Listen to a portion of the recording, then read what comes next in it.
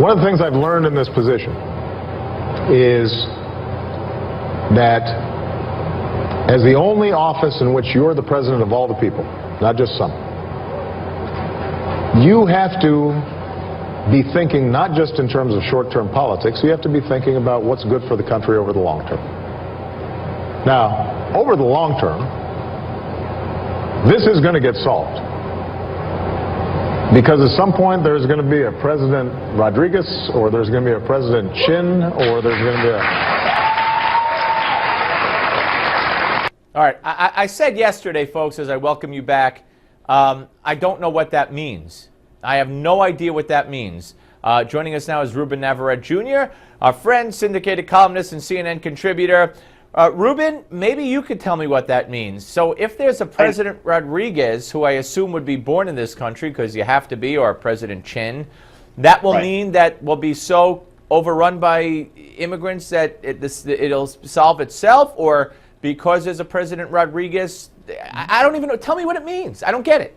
Oh, I think it means one of two things, neither of which is very good. This was not a good line from the president for a number of reasons, but I think it means either that we'll get to a point where there are so many immigrants among us. We are such a great, right now the percentage of immigrants might be 10% of the population, or or maybe 14% of the population. But it'll get to a point where we're so accustomed to immigrants that we'll be able to elect a President Rodriguez or President Chen.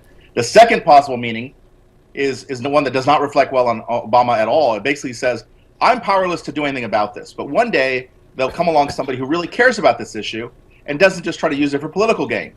So when that day comes and there's a President Rodriguez or Chin who's closer to that immigrant experience, then you'll get what you want. So the second one is a flat-out indictment of the president with the left. Basically, my question would be, well, what happened to President Obama? Why couldn't President Obama solve this problem? Yeah, I'm glad. I think we're on the same wavelength here, because it's just it was a ridiculous statement for him to make. To me, equally as ridiculous is, and I don't want to get bogged down in this, is that we're a nation of immigrants. We're not a nation of immigrants. I mean, as you pointed out, you just gave a percentage, which I was unaware of. My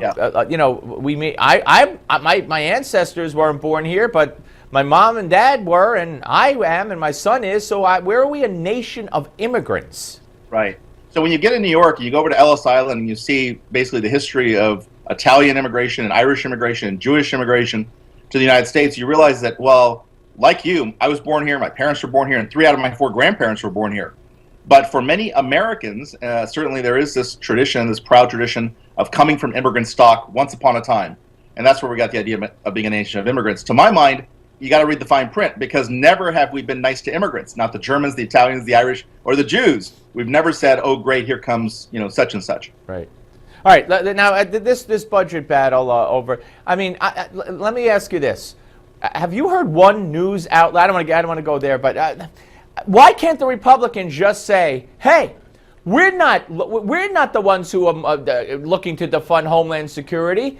It's the president who issued what the public overwhelmingly is against, an executive order on immigration, what a judge has now said is against the law, and the president, the Democrats want the Homeland Security bill to include funding for that illegal program. We say no." Now, if the president won't sign a bill and the Democrats won't sign a bill that defunds this illegal program that the public is against and a judge said is illegal, then it'll be the president shutting down. Why can't they say that? Well, you and I both know you're never going to get that narrative from the liberal media, but I thought you were going to go in a slightly different direction, and making your point as well. You have a filibuster by Senate Democrats.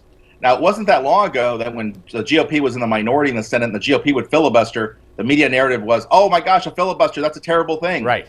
Even had discussions about doing away with the filibuster. Now you have the Democrats who are filibustering this House bill, and it's seen as a positive thing.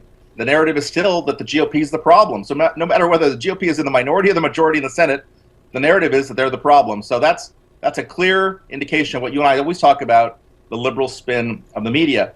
But I wrote today in the Daily Beast, I think this is a very bad play for the GOP, because it has so much wrapped up in this brand of being the only party in America that cares about border security and homeland security is the GOP. So to prove that, the Republicans are going to hold up funding for, wait for it, the Department of Homeland Security. Okay, makes sense. But they're not holding. But as you would agree, I didn't see the piece yet, but you would agree they're not the ones holding up funding if funding were to be held up. Yeah, it's both parties are holding this up. One through a filibuster, and the other through the desire to link together the protest over the executive action, which could be justified and worth having. Let the courts sort it out, and linking it together with DHS funding. And how do we know that they're linked together? Because last night, Mitch McConnell and his proposal yesterday decoupled them, and 98 Republicans, even hardliners like Ted Cruz, along with it. Yeah, and today the vote was like 60, 65. All right, we'll have to wait and see how this shakes out. Ruben, appreciate you coming on as always. Thank you, sir. Thank you, my friend. Take care. All right, up next, columnist from Mediaite.com and host of the Daily Wrap, our own Joe Concha will be here, so don't you go away.